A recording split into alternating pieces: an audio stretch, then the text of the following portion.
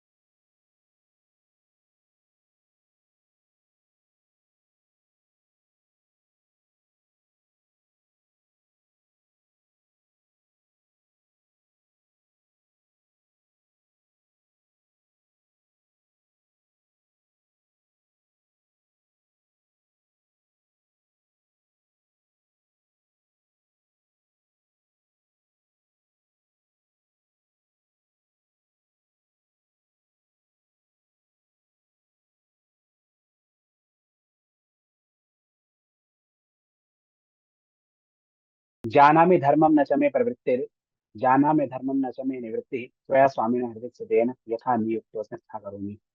अंतराय तिमिरौ शान्तये श्रेष्ठ शक्ति करुणारुणातमं संतनोतु मुनिवृंद सेवितं भावगम्यं अनिशं शिवं वहा। करुणापूरी चित्तां सच्चिद्रूपां परां दिव्यां ब्रह्म सहचरीं तुरयां बगलां शक्तिं प्रणौमि सौभाग्यां।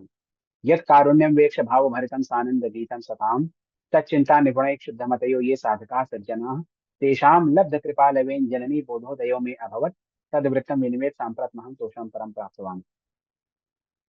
वर्तमान समय में जो हमारा अ, समाज है, उसमें गृहस्थ की विशेष रूप से जो स्थिति है बहुत ही विकट हो गई है।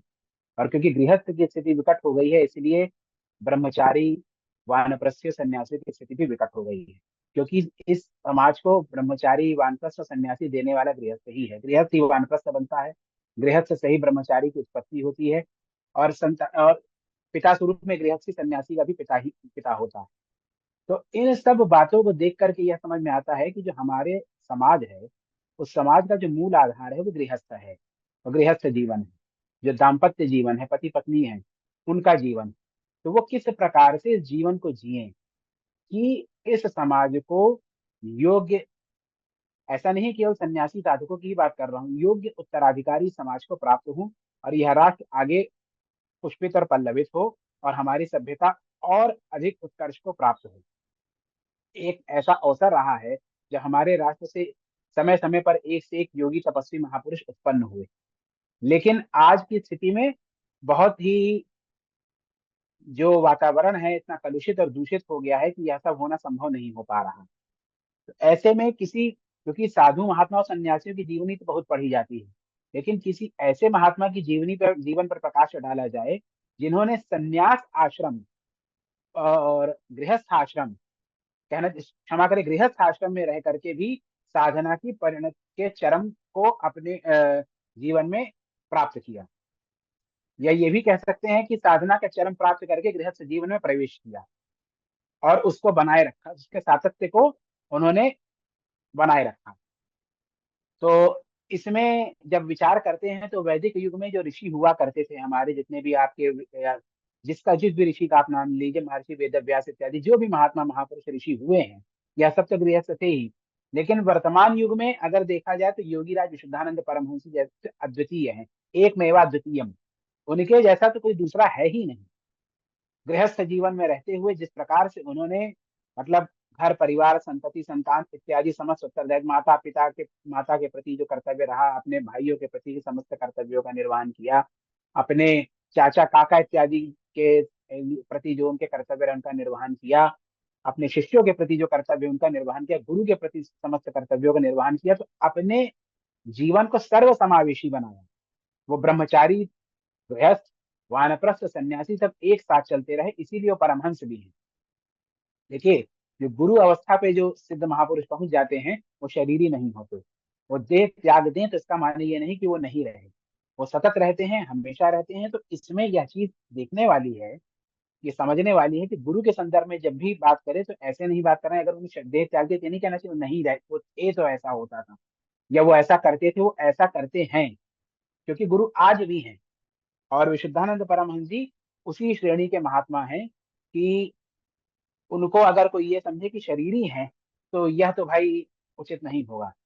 तो अब हम अगर, सर्वप्रथम तो मैं अपने श्री गुरुद्वय को प्रणाम करता हूँ, अघोरेश्वर महाप्रभु को और श्री पीताम्बरा पीठाधीश्वर श्री स्वामी जी महाराज को। उन्हीं के द्वारा जो कुछ मुझसे कहा सुना गया है, समझाया जाता रहा है, उसी सब ज्ञान को मैं जो थोड़ा बहुत समझ पाता हूँ उसको जीवन में उतारने का प्रयत्न मात्र करता हूँ। मैं इतना सामर्थ्यवान तो नहीं कि जो वो कहें उसको मैं कर सकूं। इसके बाद, क्योंकि देखिए सर्वप्रथम तो स्वगुरु को ही प्रणाम करना चाहिए। इस संदर्भ में स्वामी निगमानंद सरस्वती जी का बहुत सुंदर प्रसंग है कि वो एक बार कुंभ में गए थे, वहां शंकराचार्य जी विराजमान थे, उनके गुरु विराजमान। तो पहले उन्होंने अपने गुरु को प्रणाम किया और शंकराचार्य जी को फिर प्रणाम किया। तो लोगों ने कहा शंकराचार्य को पहले प्रणाम करना चाहिए था। इस पर उन्होंने कहा पहले गुरु को प्रणाम करते हैं, और उस बात की शंकराचार्य जी ने भी पुष्टि की कि हाँ पहले गुरु को प्रणाम करना चाहिए, फिर अन्य किसी अन्य महापुरुष को प्रणाम करना चाहिए।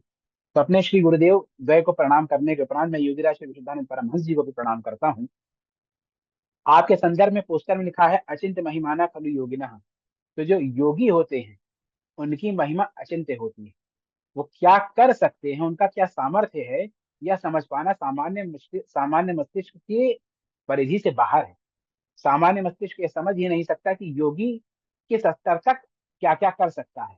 और इस बात को महामहोपाध्याय गोपीनाथ कविराज जी ने अपनी कृति में कहीं पर अंकित किया है, तो वहीं से यह पंक्ति मैंने उद्धृत की है।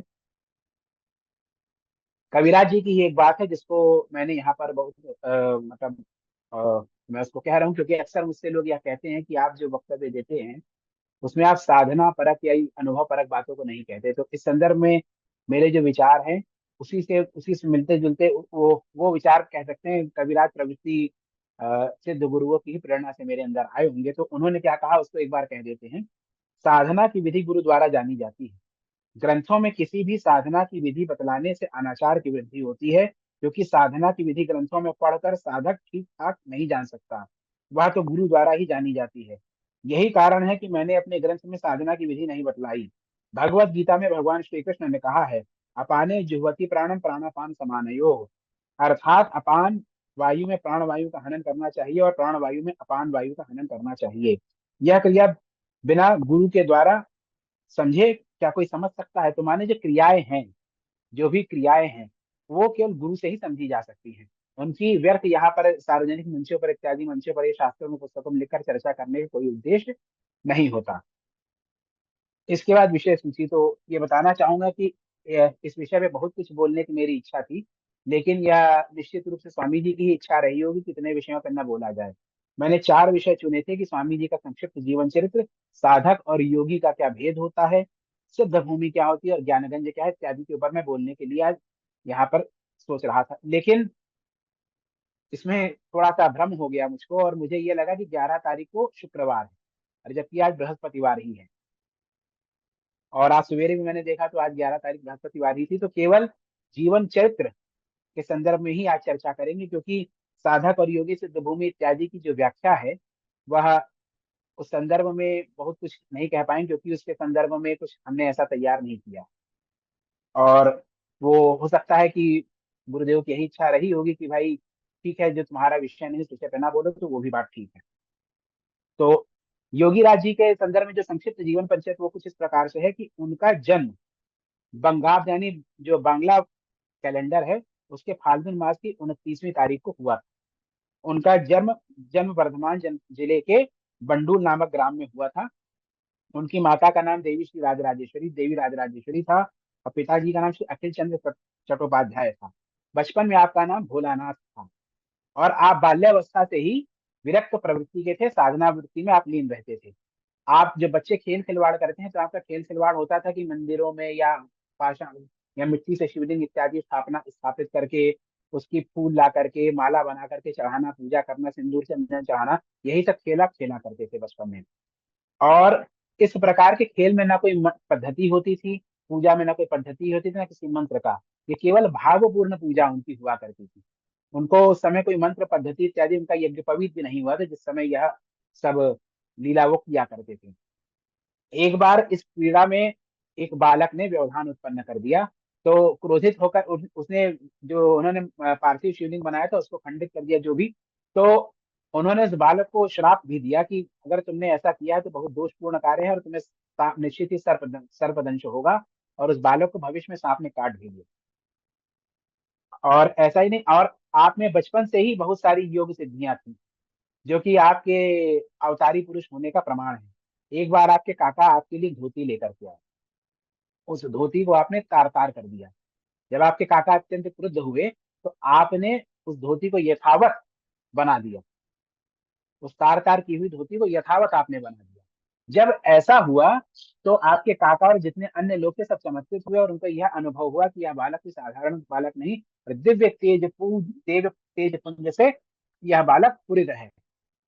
तो इस प्रकार की तमाम, और उनकी वाक सिद्धि थी, तो वाक सिद्धि का प्रमाण भी आपके सम्मुख जो है हमने अभी प्रस्तुत किया, कि आप जो कह देते थे वह अवश्य होता। तो यहाँ तक कि एक बार आपकी माता जी का स्वास्थ्य बहुत खराब हो गया था जब आप छोटे थे।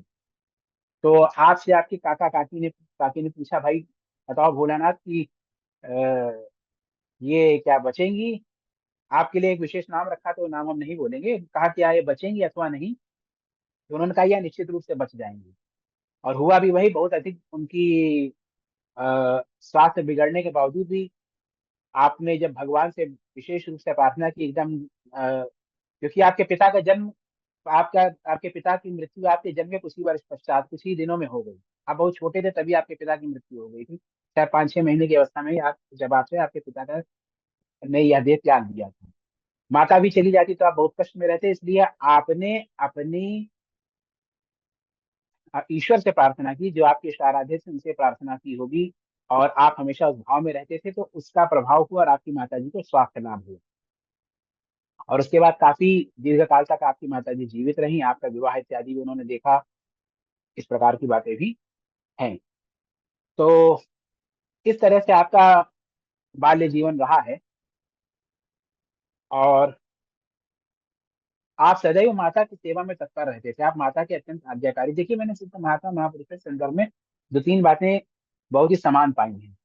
जो ये मेरा व्यक्तिगत अनुभव, आप आदि शंकराचार्य जी से लेकर के रामकृष्ण परमहंस सिद्धानंद जी, श्री पीताम्बरा पीठाधीश्वर अवधूत भगवान राम, इन सबका जीवन, बाबा कीनारा, सबका जीवन चरित्र आप देखेंगे संत महात्माओं का, तो आप एक चीज अवश्य पाएंगे, वो यह है कि आप सबको, आप सबके जीवन में, आप लोगों के पिता की जो मृत्यु थी अत्यंत अल्पकाल में हो गई। आप लोगों के जो पिता थे उनकी मृत्यु अत्यंत अल्पकाल में हो गई। बहुत अधिक आयु तक आपके पिता मतलब नहीं जीवित रहे। आदि शंकराचार्य, रामकृष्ण, सबका देखेंगे इनके सबके जीवन में। और विधवा माता ने बड़े कष्टों से आज सबको पाल पोस कर बड़ा किया। ये परीक्षा ईश्वर ने, ऐसा देखा है आचार्य प्राचार्यों की, यह परीक्षा ईश्वर ने अवश्य ली कि विधवा माता ने ही पाल पोस कर आपको बड़ा किया। इस प्रकार का चरित्र हर जगह आपको प्राप्त होगा। इसके बाद एक यह भी देखने में आया कि आप सब महात्माओं का काशी से विशेष लगाव रहा, या काशी से किसी न किसी प्रकार से आप सब जुड़े रहे। और तीसरा ये देखने में आया कि आप सभी का अपनी माता जी के प्रति बड़ा प्रेम है। यह तीन चीजें आप सभी में एकदम समान रूप से कॉमन है। तो यह एक बात को सिद्ध करता है कि शिव जब अवतार लेते हैं तो उनके अवतार में लौकिक भेद होने के बावजूद कुछ ना कुछ साम्य अवश्य होता है। शिव स्वरूप अवतार जो भी होते हैं उनमें लौकिक भेद होने के पश्चात भी कुछ ना कुछ साम्य अवश्य होता है। इसी प्रकार से आपके जीवन में भी रहा है।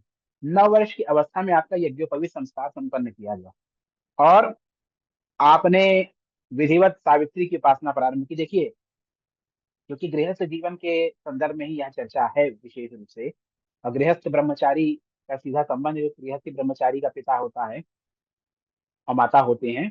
तो जो यज्ञोपवीत संस्कार है हमारे, जो सविता या सावित्री और गायत्री का जो हम साधन करते हैं यज्ञोपवीत संस्कार के उपरांत, वह जो हमारे शरीर के अंदर की जो ऊर्जा होती है, जो छितराई हुई होती है, अलग अलग दिशाओं में बह रही होती है, शरीर के अंदर की जो ऊर्जा होती है उसको केंद्रीभूत कर देती है, उसको एक दिशा में केंद्रित कर देती है और उसका संचालन एक दिशा में होने लग जाता है। इससे ब्रह्मचर्य पुष्ट होता है। अपवाद की स्थितियां मिल जाएंगी आपको, भाई कई लोग जो पवित्र ब्रह्मचारी हैं, लेकिन वो सफल नहीं, वो कई जन्मों के प्रारब्ध इत्यादि बहुत से कारण होंगे।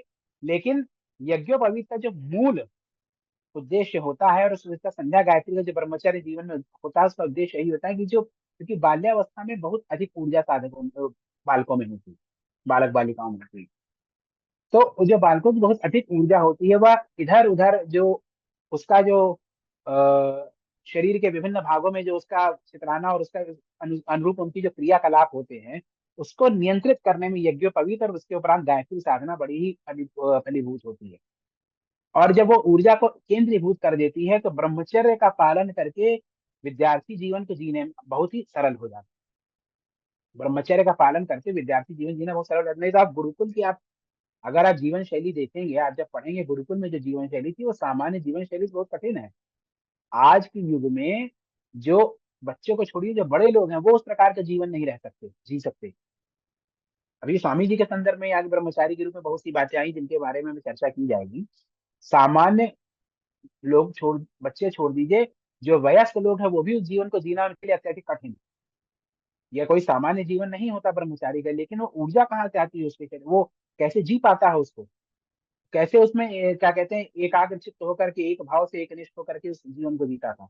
वो इसलिए जीता था क्योंकि गायत्री संध्या का आश्रय था उसको, गायत्री संध्या के प्रभाव से वह इस प्रकार से कर पाता था। तो जब वह, इसी क्रम में जब वह थोड़े और वयस बड़े हुए, बालक ही थे लेकिन थोड़े और बड़े हुए, तो उनको एक कुत्ते ने काट लिया। सामान्य रूप से तो कुत्ते के काटने से उनको बहुत अधिक कष्ट हुआ, बहुत पीड़ाग्रस्त रहे और बहुत कुछ, लेकिन यह एक तरीके से देखा जाए तो उनके जीवन की एक दिशा परिवर्तित करने वाली घटना रही, या उनके जीवन की दिशा परिवर्तित करने वाली घटना रही। इस घटना ने उनके जीवन की दिशा को मोड़ दिया। जब कुत्ते ने काटा तो उनका स्वास्थ्य नहीं सही था और उनको कई स्थानों पर, विभिन्न विभिन्न स्थानों में, अस्पतालों में ले जाकर दिखाया गया। लेते लेते उनको हुगली तक लेके गए। हुगली में जब देखा गया वहां पे किसी भी इलाज से कोई प्रभाव नहीं हो रहा, तो उनको लेके आ रहे थे गंगा के किनारे वो थे। और वहां पे जब वो विराजमान, तो मतलब वो अस्वस्थ अवस्था में ही रहे और बहुत अधिक अत्यधिक पीड़ा हो रही थी, जलन हो रही थी उनको, क्योंकि विष पागल कुत्ते काटना था, विष बहुत अधिक प्रभावशाली था।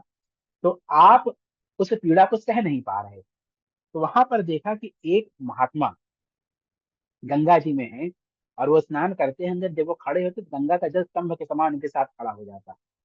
ऐसा दृश्य देख करके आप आश्चर्यचकित रह गए।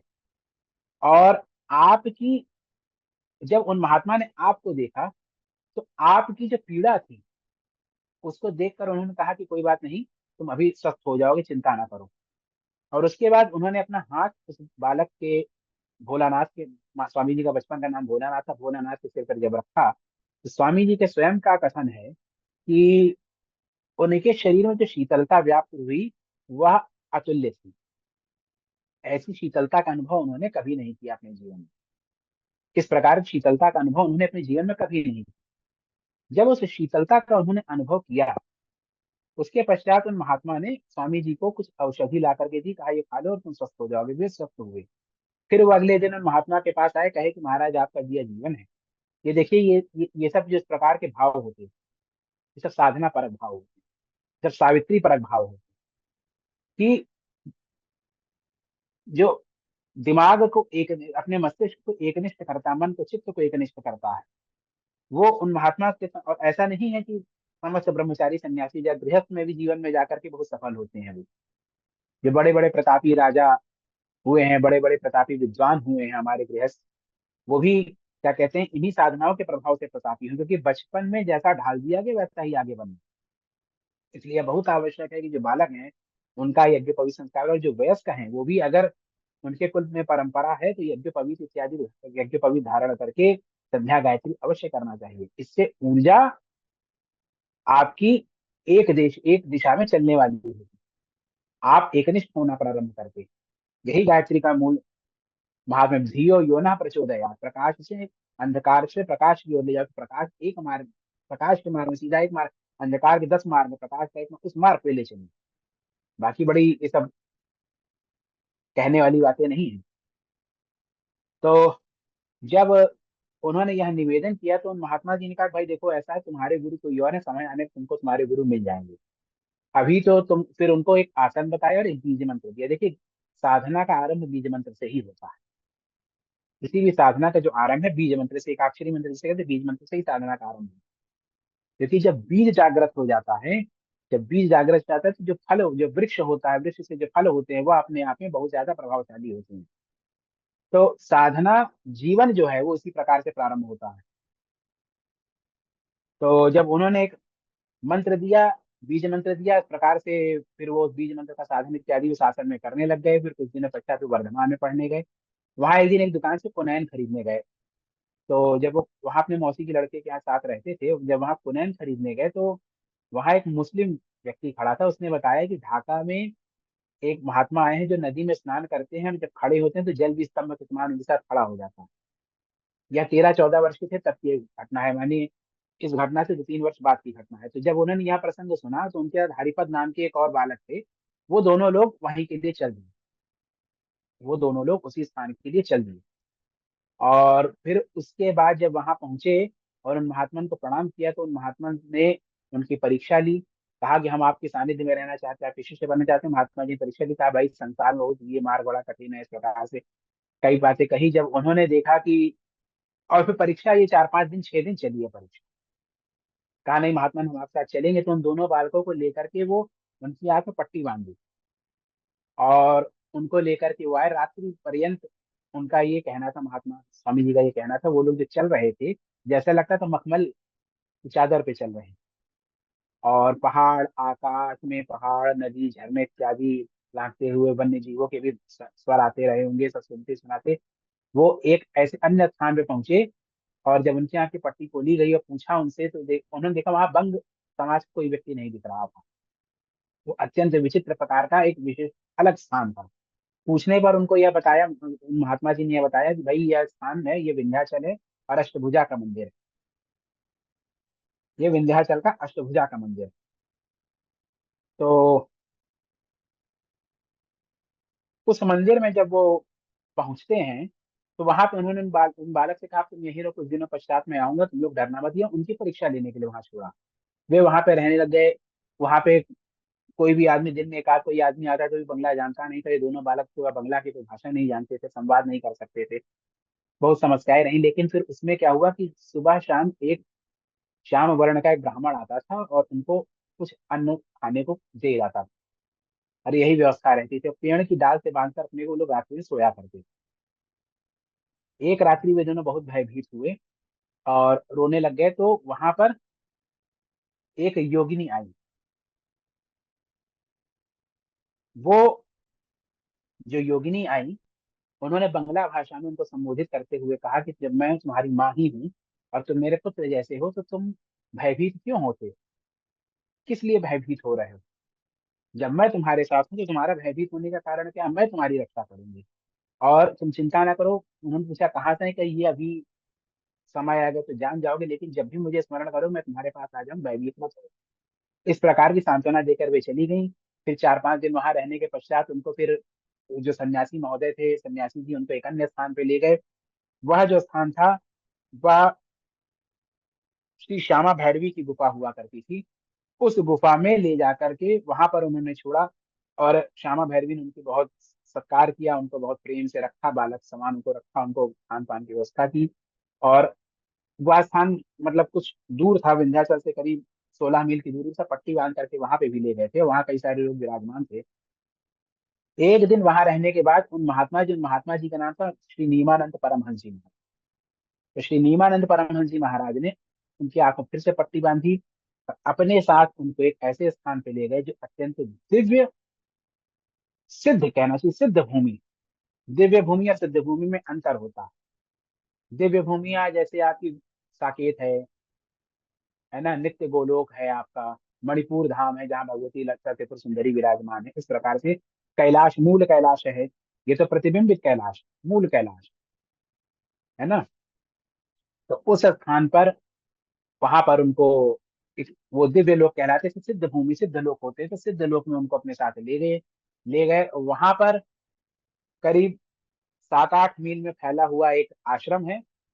उस आश्रम के चारों तरफ परकोटे, परकोटे के बाहर जलहरी, और जलहरी पे पुल बने हुए। उससे आप अंदर आने जाने के की व्यवस्था रही।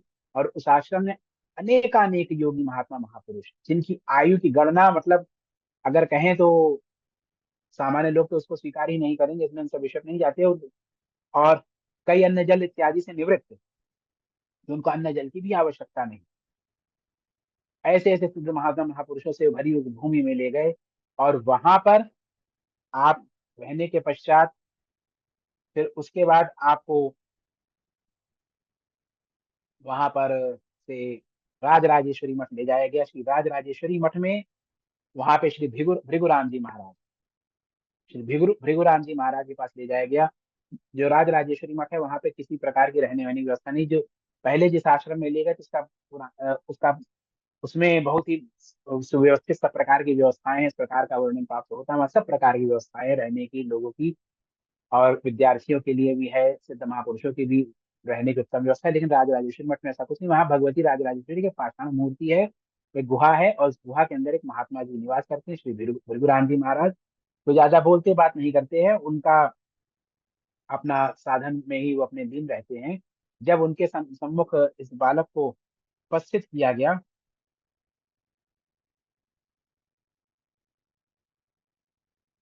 तो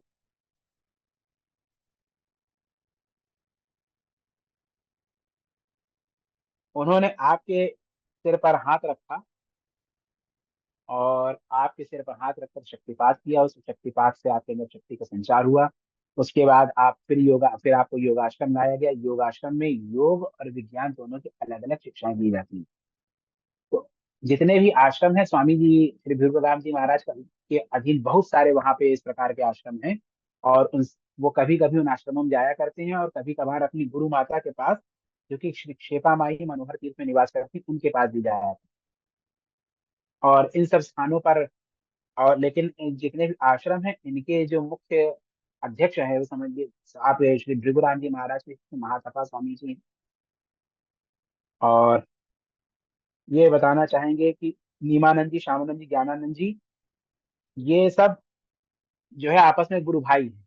इसमें श्यामानंद जी और ज्ञानानंद जी जो हैं, वो वहाँ आश्रम के एक एक विभाग के अध्यक्ष हैं। योग और विज्ञान की वहाँ पर शिक्षा दी जाती है। अगर वहाँ कहें तो वहाँ पे आश्रम में कई श्रेणियां, जैसे ब्रह्मचारी युवक, फिर उसमें ब्रह्मचारिणियां भी वहाँ पे रहती हैं। विज्ञान के विद्यार्थी दो श्रेणी में विभक्त हैं। सिद्ध श्रेणी के परमहंस हैं। और इसके ऊपर फिर वही राजराजेश्वरी माँ की, इस प्रकार की बातें वहां पर देखिए। आपने 12 वर्ष तक वहां पर ब्रह्मचारी का जीवन व्यतीत किया और कई काफी समय तक बाहर भी रहे। देखिए, ब्रह्मचारी को क्या है कि अपने जीवन की रक्षा करने के लिए चेष्टा करने का अधिकार है। ब्रह्मचारी को अपने जीवन की रक्षा करने की चेष्टा करने का अधिकार नहीं है। समझ रहे हैं ना? तो फिर आप इसी श्रेणी में आप गिरनार पर्वत पर गए। गिरनार पर्वत 3 दिन रहे वहां। कोई एकदम घना जंगल, कभी कभार कोई आता जाता, मान लीजिए कोई आ भी गया तो उससे अन्न की अपेक्षा करना उचित नहीं। और आपको याचना करने का की अनुमति नहीं थी। कोई भिक्षा मांगने का अधिकार था, लेकिन याचना करने की अनुमति नहीं थी। तो 3 दिन तक इष्ट मंत्र का, गुरु प्रदत्त नाम का जप करते रहे। आप गुफा में लेटे रहे और क्षुधा बहुत अधिक बढ़ती चली गई। तो एक बार जब तंद्रा टूटी और तो देखते हैं सामने उनके बंगला, उन्हें बंगाल के जो विशेष व्यंजन होते हैं वो सब थाली में परोसे हुए। इसे देख करके आपको अत्यधिक चमत्कार हुआ। वो खुद सोच में पड़ गए कि भाई यहाँ, मैं तो पश्चिम में हूँ, अब पूर्व का भोजन यहाँ पे कौन ला करके, वो भी इतना सुव्यवस्थित तरीके से प्रस्तुत करेगा। स्वयं भगवती का ही अनुग्रह है। तो इस प्रकार से उन्होंने भरपेट इस प्रसाद को पाया। इसके बाद फिर ब्रह्मचारी के बाद आप सन्यासी और दंड दंड धारण किया। फिर आप सन्यासी रहे 8 वर्ष। सन्यासी रहने के उपरांत आप अपने गांव लौट कर आए। और गांव के बगल में विश्वरा नामक ग्राम था, वहां पर लौट कर आए। वहां पे आपने रहना प्रारंभ किया। आपके गुरु से आपको आज्ञा थी। तो योग, ज्योतिष और आयुर्वेद, यानी मेडिसिन कहना चाहिए, इनके माध्यम से आपने अपना जीवन यापन के लिए इन 2 वृत्तियों को अपनाया। उनके गुरु की आज्ञा हुई तो उन्होंने इस प्रकार से अपने जीवन वृत्ति को अपनाया। और इसके बाद गुरु की ही आज्ञा जब हुई, क्योंकि ये तो सन्यासी हो गए थे, तो इनकी माँ की बड़ी इच्छा थी कि ये विवाह करें, क्योंकि जिससे कि वंश चलता रहे। तो क्योंकि भाई माँ की आज्ञा तो सर्वश्रेष्ठ, माँ तो गुरु से भी ऊपर होती है। तो इनके माँ की जब इच्छा हुई तो गुरु ने इनको आदेश दिया कि विवाह करें। इन्होंने ये सोच में पड़ गया कि भाई सन्यासी हो गए, इतने साल से तो हम अरण्य में उस प्रकार से परिव्राजक की वृत्ति जीवन यापन कर रहे हैं, हम तो विवाह किस प्रकार से करें। तो उनके गुरु ने कहा कि नहीं, आपको विवाह करना है। और कन्या का नाम बताया, उसका नाम देश बताया, कहा इस कन्या से हमारा विवाह होगा। और श्री कृष्णा भामा देवी से आपका विवाह संपन्न हुआ। और फिर आप गृहस्थ जीवन में आपने प्रवेश किया। एक चीज यहाँ देखने वाली है कि आपके जीवन में ब्रह्मचारी, गृहस्थ, वानप्रस्थी, सन्यासी सभी के गुण सतत जागृत रहे। आप जीवन पर्यंत अपने गुरु के आज्ञाकारी है। आपके गुरु ने आपसे बहुत, या अवस्था में काफी अधिक हो गए तो उस समय में भी आपके गुरु आपको निर्देश देते थे। और उन्हीं निर्देशों के अनुरूप आप चलते चलते हैं जब तक कि शरीर में रहे। आपके गुरु ही निर्धारित करे कि आपको क्या खाना है, क्या नहीं खाना, आचार विचार किस प्रकार से, किससे क्या कहना, किसको क्या देना, यह सब निर्देश उनका रहता है। यहाँ तक कि आप जब अपने शिष्यों के बहुत ज्यादा कष्ट अपने के ऊपर लेने लगे तो आपके गुरु की ही आज्ञा हुई कि अब शरीर त्याग दो। और आपको देह त्याग करना था। आपने देह त्याग दिया गुरु की आज्ञा से। नहीं तो आप जैसे सिद्ध महापुरुष, महात्मा महापुरुष के देह में कोई व्याधि उत्पन्न हो ही नहीं सकती। और जिसका योग सिद्ध शरीर होता है, तो योग सिद्ध शरीर में इस प्रकार के जो शरीर होता है, इस प्रकार के शरीर के अवयव नहीं होते। दिव्य शरीर हो, वो अलग प्रकार का शरीर होता है। उसमें ऐसे अवयव नहीं होते, तो उसमें ऐसे रोग भी नहीं पले होते। लेकिन क्योंकि गुरु की आज्ञा थी, तो आपको किसी बहाने शरीर त्यागना था, तो आपने वो भी किया। खैर, वहां पे रहे बहुत समय में वैवाहिक जीवन, और आपने बहुत नाम ख्याति अर्जित की। आपको श्री का भी बहुत अर्जन किया।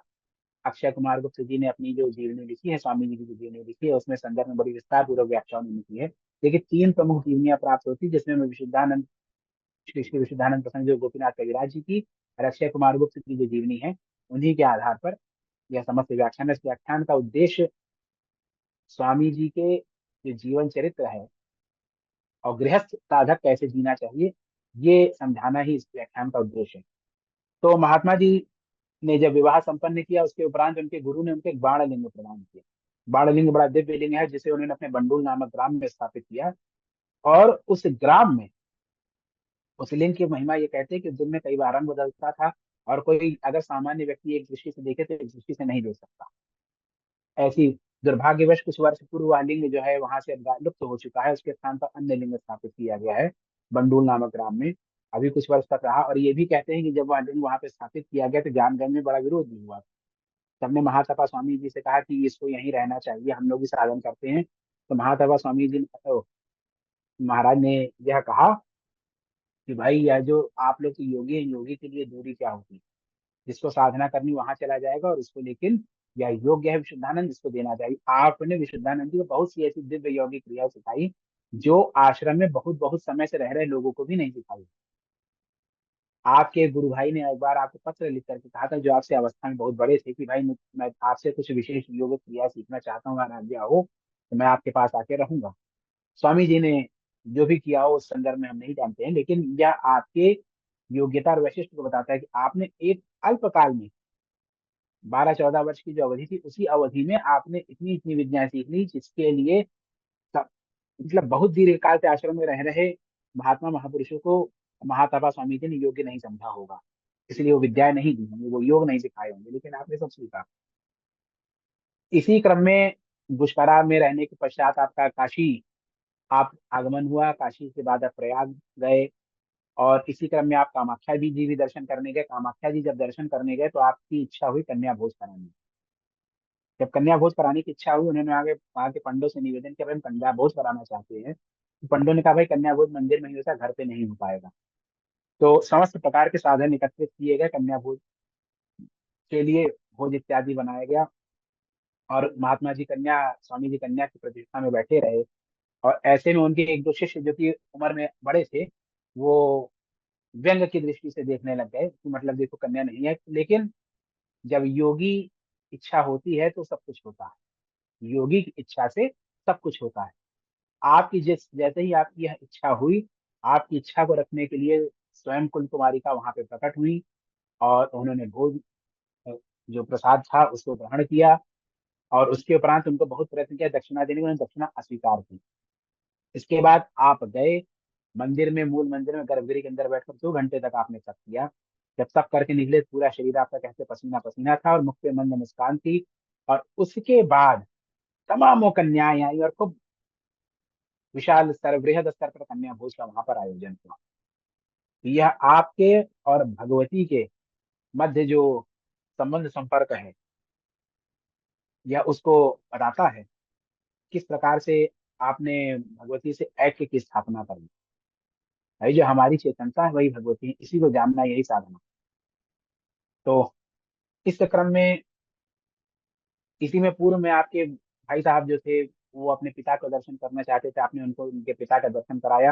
हालांकि जो मृत व्यक्ति होता है उसका दर्शन करने से क्षोभ उत्पन्न होता है, और आपके भाई नहीं माने, और कुछ काल के पश्चात आपके भाई की मृत्यु भी हो गई। तो इसके पश्चात आप काशी पधारे। काशी में आपने सबसे पहले हनुमान घाट पर एक मकान लिया, वहां पर रहना प्रारंभ किया। फिर विशुद्धानंद कानन, श्री विशुद्धानंद कानन जी की सर्वाधिक सर्वाधिक प्रतिष्ठित और प्रसिद्ध है स्थान, जहाँ पे आपने बहुत समय तक रहा, अपना जीवन आपने यापन किया। और उस स्थान पे आपने श्री श्री नौमुंडी महासन की स्थापना की। इस स्थान पर आप पहुंचे, वहां की बहुत सी लीलाएं और प्रसंग उनकी जीवनी में मिलती हैं। वहां पर आपने योग मंदिर और विज्ञान मंदिर की स्थापना की। तो योग और विज्ञान मंदिर की जो आपने स्थापना की, उनका वैशिष्ट ये है कि आप ज्ञानगंज में जो योग और विज्ञान की शिक्षा दी जाती थी वो वहां पे प्रारंभ करना चाहते थे, लेकिन आपको ज्ञानगंज से अनुमति नहीं मिलने पे आपने उसको नहीं किया। आपने मंदिर स्थापना के बाद उस कार्य को नहीं किया। जब नौमुंडी आसन स्थापित किया, अपने पूरे जीवन के तपोबल को आपने संग्रहीभूत करके, तो कहते हैं जिस स्थान पे स्थापित हुआ वहां पर एक पेड़ था, वो पेड़ भस्म हो गया जैसे ही नौमुंडी की प्राण प्रतिष्ठा हुई। और वहां पर एक गुफा और एक सामान्य लोगों को बैठने की गुफा में, जिससे दिव्य योगी सिद्ध योगी लोग आकर के वहां चक्कर से के सामान्य लोगों के लिए भी वहां पर एक स्थान उन्होंने बना दिया। और उन सबकी जो व्यवस्था रही, इतनी सब व्यवस्था करने के उपरांत भी आपके अंदर इतना सब अर्जन करने के उपरांत भी आपके अंदर किसी भी प्रकार का श्रेष्ठत्व नहीं रहा है। प्रसंग मिलता है कि एक बार कोई एक उनके यहाँ ब्राह्मण आया, और वो पहले दिन उनके बगल में आसन पर बैठ गया। उस बार तो नहीं बोले, दोबारा या फिर उनके बगल के आसन पर बैठ गया, कुछ करा पाई पसंद है। तो उन्होंने कहा भाई आप, बड़े विनम्र कहा कि आप यहाँ बैठ जाइए। वैसे भी देखिए शास्त्र की मर्यादा ये है कि किसी की दूसरे के आसन पर नहीं बैठना चाहिए, किसी योगी तपस्वी के आसन पर नहीं बैठना चाहिए। अब और अपने आसन पे अपने परिजनों को भी नहीं बैठाना चाहिए। सबका आसन अलग होता है, सबकी माला अलग होती है, सबकी तुलसी अलग होती है, क्योंकि सबका अपना अपना साधन है, सबका अपना अलग अलग परमार्थ है। संबंध सांसारिक है, बाकी सब परमार्थ का कार्य है। तो ऐसा करने पे भी जब वे नहीं माने तो बहुत वो हुआ, कहा कि आजकल वहाँ ऐसे, मतलब ये हो गया कि थोड़ा उन्होंने बहस करनी शुरू की। तो महात्मा जी का चमत्कार देख करके वो लज्जित, स्तंभित भी हुए। तो इतने सिद्ध तपस्वी महापुरुष होने के पश्चात भी एक बार क्या हुआ, उनका आश्रम में विशुद्धानंद कानन में ही, श्री श्री विशुद्धानंद कानन में ही एक बार उनके कुल गुरु पर, माने कि उनके कुल गुरु के परिवार के कोई सदस्य आने वाले। तो सब के लिए वहाँ कन्या भोज इत्यादि चल रहा था। आपने स्वयं प्रसाद नहीं पाया और आप कुर्सी पर चुपचाप बैठे रहे। और वो युवा रहे होंगे यहाँ से, क्योंकि आपकी अवस्था अधिक हो गई होगी, आप वो युवा रहे होंगे। वो आए जब, तो आप उठ के खड़े हुए, प्रणाम किया, उनको भोजन कराया। जब भोजन करा लिया, उनका चद्दर वगैरह देकर उनका स्वागत सत्कार सम्मान किया गया, तब आपने प्रसाद ग्रहण किया। यह गृहस्थ का जीवन है। गृहस्थ कितना भी बड़ा साधक तपस्वी कुछ ना हो जाए, लेकिन जो हमारी परिवार की परंपरा में जो सम्माननीय पूजनीय है, उसका सम्मान होना चाहिए, उसका सम्मान करना चाहिए। और वो उनके कुलगुरु परंपरा के थे, साधन दीक्षा इत्यादि में लीन रहते थे। तो उस चीज को उन्होंने, उस परंपरा का उन्होंने निर्वहन किया। यह स्वामी जी के जीवन चरित्र से हमें ज्ञात होता है। और यही नहीं, अन्य बहुत बहुत से, उनकी माता की जो भी आज्ञा होती थी उसको फलीभूत करना उनके जीवन का उद्देश्य होता था। उनकी पत्नी, उनके बालकों के लिए उन्होंने अपना सब, जो भी कर्तव्य थे उन सारे कर्तव्य, यहाँ तक कि शिष्यों के लिए, शिष्यों और अपनी संतानों में उन्होंने कभी भेद नहीं किया। किसी शिष्य ने कोई निवेदन किया, एक उनके शिष्य थे जानकी दादा, उनका नाम है, वो पुरुषोत्तम का दर्शन करने गए, भगवान पुरुषोत्तम दर्शन करने जगन्नाथपुरी गए, तो वहां उन्होंने आम्र फल का त्याग कर दिया। महात्मा स्वामी जी को ये बात पता चली कि जब वो आते थे तो अपने हाथ से आम खिलाते थे, क्योंकि गुरु अगर कुछ कराए तो उससे प्रतिज्ञा का लोप नहीं होता, प्रतिज्ञा भंग होने का दोष नहीं होता, तो अपने हाथ से आम खिलाते। ये महात्मा जी का स्नेह रहा। मतलब इतना कुछ होने के, इतने विशुद्ध महापुरुष होने के उपरांत भी आपके अंदर जो लौकिकता थी, जैसे भगवत गीता में भगवान कृष्ण ने जैसे भाई अर्जुन का, भाई जब सिद्ध हो जाते हैं तो भगवान कृष्ण कहते हुए सिद्ध होने के उपरांत संसार में संसारी की तरह रहो, जैसे कृष्ण स्वयं रहे। कृष्ण को कुछ करना था क्या? कृष्ण जी जो सर्वसिद्ध है, तो भाई जहां से शुरुआत होती है तो कहे तो शुरुआत श्री कृष्ण है। अगर कोई कहे शुरुआत ना, तो शुरुआत स्वयं श्री कृष्ण है। लेकिन जब तक संसार में रहे, समस्त संबंधों का उन्होंने पूर्णतया पालन किया।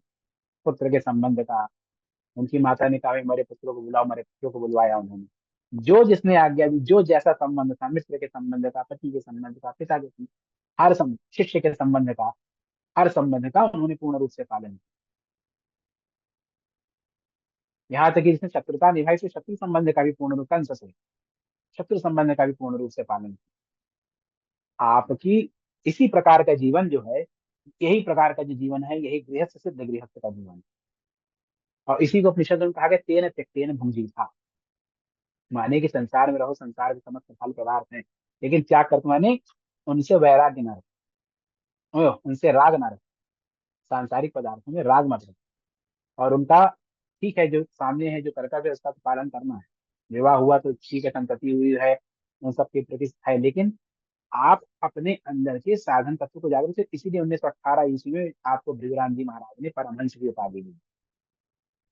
आपको परमहंस की उपाधि दी। और बहुत अत्यधिक अवस्था होने के उपरांत भी जितना आपके गुरु से कहा जाता था उतना ही आप करते, उससे अधिक बढ़ चढ़ करके आप कुछ नहीं करते। हाँ, अपने शिष्यों के लिए करते थे, तो आपके गुरु जब रुष्ट हुए और देह त्याग का आदेश हुआ, तो आपने देह त्याग का भी निर्णय लिया। आपकी अत्यधिक बड़ी प्रबल इच्छा थी कि मणिकर्णिका के पास एक मकान लिया जाए, जहाँ दो तीन लोगों के साथ वो रह सके और अपना जीवन का त्याग करे। उन्होंने काशी की अत्यधिक महिमा बताई। वो कहते हैं कि सामान्य काशी में जब तो कई हजार गुना बढ़ जाता है, जब का प्रभाव की सब बातें कही उन्होंने। और ये भी कहा है कि भाई काशी जैसा कुछ नहीं, उनका ये भी कथन है, भृगुराम जी काशी के ही रहने वाले, वो काशी के ही रहने वाले, महातपा स्वामी भृगुराम जी कहते काशी के ही रहने वाले। और उनका बड़ी इच्छा रही कि अंतिम काल में, लेकिन जो हो सकता है कुछ ईश्वरीय आदेश रहा होगा, वो अंतिम समय में कलकत्ता गए। और वहां पर जिस दिन देह त्यागना था, उस समय भी उन्होंने अपने किसी शिष्य के ताप को अपने शरीर पे ले लिया। इसके बाद ये कहा जाता है कि जब उन्होंने देह त्याग दिया, देह त्याग का अवसर आया, तो उनके कमरे में उनकी माता जी का चित्र लगा था, उसको प्रणाम, अपनी माता के चित्र को प्रणाम किया। और प्रत्यक्षदर्शी बताते हैं कि जब देह त्याग किया तो छत से कोई सज्जन सीढ़ी से उतर कर नीचे आए, और वो आके काफी देर खड़े रहे, क्योंकि आपके पास ज्ञानगंज से अक्सर लोग आया करते थे। ये सब तो लीलाएं विभूतियां हैं, महात्माओं की विभूति लीला का हम क्या वर्णन कर सकेंगे, हमारा सामर्थ्य नहीं। तो बहुत बढ़िया बात वहां पे लिखी, कहे इस बार कौन आया ये बताने वाला निकला। और इस प्रकार से आपने अपनी लीला का संवरण कर लिया।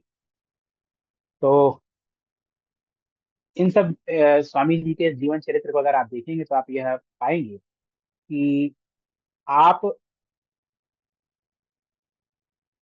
अपने जीवन में साधना के परम, जो परमार्थ होता है उसको सिद्ध किया, लेकिन समस्त संबंधों का यथावत निर्वहन। जो परिवार में जिस जिस का परिवार से जिसका जिस प्रकार का संबंध था, उस संबंध का उस प्रकार से निर्वहन किया। अपने समस्त कर्तव्यों का निर्वहन किया। यह नहीं कि साधन पक्ष में चले गए तो अन्य समस्त पक्षों का उन्होंने परित्याग कर दिया, ऐसा कुछ नहीं किया। तो समस्त पक्षों में चलते रहे। इस प्रकार से स्वामी जी का जीवन चरित्र रहा। कुछ बात जरा सिद्ध भूमि के संदर्भ में कही जाए तो, मैं जैसे कहा कि दिव्य लोक और दिव्य भूमि, सिद्ध भूमि, दो प्रकार की भूमियां होती हैं। तो दिव्य भूमि जैसे कहा, साकेत है, आपका मणिपुर धाम है, आपका नित्य गोलोक है, इत्यादि जो स्थान, ये सब जो दिव्य लोक, जहाँ पे देवता स्वयं विराजमान है, जहाँ भगवान स्वयं विराजमान है, और जहाँ की नित्य लीला चलती रहती है, वह सब वो है।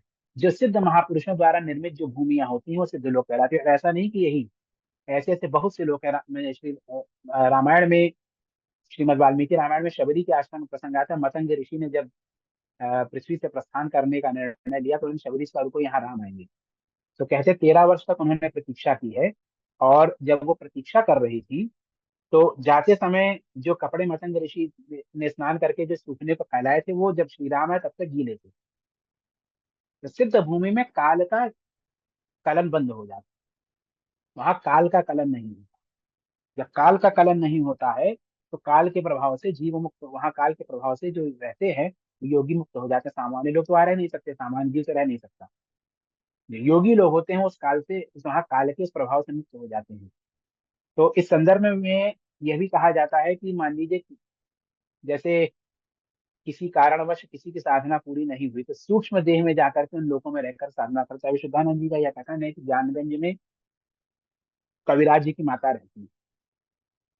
इसी प्रकार से उनके एक शिष्य थे, जिन्होंने मंत्र दीक्षा का निवेदन किया था, लेकिन उनको ये पता था अगर मंत्र देंगे तो उसकी मृत्यु है, क्योंकि मंत्र हरि और मित्र मंत्र इत्यादि का जो होता है, साफ से देखा तो कहा भाई मंत्र पाएगा तो मृत्यु जाएगी, लेकिन फिर वो मना नहीं कर, मंत्र दिया उसको। लेकिन जब मृत्यु का समय आया, तो जब उसकी मृत्यु, अकाल मृत्यु होनी, तो उससे पहले ज्ञानगंज वालों ने उनके प्राण हर लिए और उनको अपने साथ ले गए। तो ऐसी ऐसा सामर्थ्य, क्षमता जो होती है इन योगियों में होती है, और यह काल से परे होते हैं। तो जो शेष काल की साधना होती है वहां पर पूर्ण की जा सकती है। सूक्ष्म शरीर में, स्थूल शरीर से भी योगी वहां पर पहुंच सकते हैं, लेकिन वो जो देह होती है वो दिव्य देह हो जाती है। और साधक और योगी का जो शरीर होता है भाई, और उनकी जो, उसमें भी बहुत अंतर होता है। अब इस संदर्भ में क्योंकि व्याख्यान है, तो व्याख्यान में ज्यादा कहना उचित नहीं होगा। अगर बस इतना अवश्य कहना चाहेंगे कि अगर किसी को भाई इन सब मार्गों में जाना है, जन्म में किस जन्म में कब क्या होगा, गायत्री का साधन अवश्य करना चाहिए। मूल तो गायत्री है, इसीलिए भगवान श्री कृष्ण ने गीता में कहा है, मंत्रों में मैं गायत्री हूँ। तो और इस प्रकार के, ऐसा नहीं कि यही एक श्लोक है, जैसे शबरी का बताया, इस प्रकार से श्री रामायण में एक और लोक की चर्चा मिलती है। उस लोक के बारे में कहा जाता है कि वहां जब हनुमान जी पहुंचे थे, तो एक वहां देवी विराजमान थी, उन्होंने उनको समुद्र तट पे पहुंचा दिया, ऐसी कथा है। इसके अलावा काशी में भी एक लोग बताया, कौशिक आश्रम का भी वर्णन मिलता है। तो मतलब, और तिब्बत में और भी बहुत से आश्रम, और भी ऐसे बहुत से आश्रम है ज्ञानगंज के अलावा। जहाँ पे एक से एक सिद्ध महात्मा महापुरुष रहते हैं। ये एक नहीं है, बहुत से हैं। और हर आश्रम का अपना विशेष वैशिष्ट्य है। विभिन्न ग्रंथों में उनके संदर्भ में उल्लेख भी मिलता है। कविराज जी ने संदर्भ बहुत विस्तार पूर्वक लिखा है। काशी में जो आश्रम है उसके बारे में भी लिखा है, अन्य स्थानों के आश्रमों के बारे में भी लिखा है, और किस प्रकार से यह संचालित है, क्या ऊर्जा है, ये सब सिद्धांत भी वहां पे दिए गए हैं। साधनात्मक बातें भी कही गई, क्योंकि मैंने पहले ही कह दिया, साधना इत्यादि बातों का कहने का कोई उद्देश्य नहीं है। तो इसलिए के साथ ही मैं अपनी वाणी को विराम देता हूँ। जय माई महाराज। जय माई महाराज की। जी नमस्कार। प्रणाम आचार्य जी। आपने अच्छा। चूंकि ये बहुत अच्छा शुरुआत की है और बहुत ही अद्भुत दिनों में ये शुरुआत हुई है, जी इस धन्यवाद। स्वाध्याय का आगे क्या क्रम हो सकता है उसके लिए एडवाइस कीजिए। जैसे अमुक अमुक पुस्तकें वांचने का, और क्या अभ्यास किया देखिए। जा सकता है, जैसे इन महात्माओं के जीवन के बारे में कुछ कर मतलब समझ सकते हैं, और अपने उपासना में भी हम आगे बढ़ सकते जी बिल्कुल, देखिए सिद्ध महात्मा महापुरुषों के अवतार का जो मुख्य उद्देश्य होता है, उनको कुछ प्राप्त नहीं करना है। भाई कृष्ण जी ने अवतार क्यों लिया? अच्छा, अगर कहें कि परित्राण साधना विनाशाय से दुष्कृताम, तो वैकुंठ से भी कर सकते थे। उसके लिए आने की जरूरत नहीं थी, तो जिसको जब चाहेंगे वो निपट जाएगा। तो क्या है कि इस संसार में कैसे जीना चाहिए, समय समय पर भगवान और उनके अवतार, पूर्ण अवतार अंशावतार में आकर के उस संसार को बताते हैं भाई ऐसा जीवन जीना चाहिए। तो इनके जीवन से यही पता चलता है। आज विशुद्धानंद जी के जीवन चरित्र से यही बात है। अब 45 मिनट की इस परिचर्चा में बहुत कुछ नहीं कहा जा सकता था, लेकिन अगर उनकी जीवनी पढ़ेंगे तो बहुत सी चीजें पाएंगे। तो भाई इतने सिद्ध महात्मा परमहंस हो गए, लेकिन अपने कुलगुरु के परिवार का उनका बेटा आया। जैसे कहा जाता है भाई गुरु का बेटा बेटी भी पूजनीय है। कुल आणव तंत्र में कहा है गुरु का बेटा बेटी, यहाँ तक कि नौकर परिकर भी पूजनीय है। गुरु के नौकर से भी अगर काम कराओ तो भाई उसको काम का दोगुना दक्षिणा देनी चाहिए, अगर गलती से करा दिया तो। ऐसा ऐसे और ऐसे उस मतलब परमहंस की अवस्था पर, और उन कुलगुरु से उन्होंने मंत्र नहीं लिया। उनके पिता और पितामह इत्यादि को उस परंपरा, जिनको तो मंत्र ज्ञानगंज परंपरा का सब मंत्र साधन रहा है इनका। लेकिन क्योंकि परिवार की परंपरा रही और परिवार की मर्यादा है, तो परिवार की मर्यादा में उसका सम्मान किया। जो भी संबंधी इत्यादि आता, जिस संबंध से आता, संबंध का पूर्ण सम्मान करना, ये सब उन्होंने अपने जीवन से किया। और इन सब में होते हुए भी साधना को सर्वोपरि रखना। कविराज जी लिखते हैं, जब वो पहली बार मिलने गए थे, चर्चा चल रही थी, जब उनकी साधना समय चुपचाप उठ के चले गए, क्योंकि हमारा टाइम हो गया है। तो साधना आपकी नियमित चलनी चाहिए। और अगर आप बाकी क्या कहते हैं ज्ञानगंज इत्यादि के बारे में पढ़ के, तो मुझे नहीं लगता बहुत कुछ होगा। और हाँ, ये है कि जो साधन है, मंत्र साधन इत्यादि, साधकों को योग योग करते रहना चाहिए। जरूरी नहीं कि भाई भाई आपका जो गुरु है, जिस प्रकार के जो भी साधन है, उस साधन से आप मुख्य बात यह है कि आपको सबकी साधना की पूर्णता होनी चाहिए, आपको अनुग्रह की प्राप्ति होनी चाहिए। वह कैसे भी हो सकती है। तो यही कहेंगे इस पे।